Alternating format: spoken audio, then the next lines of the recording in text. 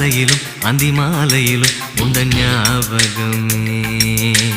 அம்மம்மா முதல் பார்வையிலே சொன்ன வார்த்தையெல்லாம் ஒரு காவியமே.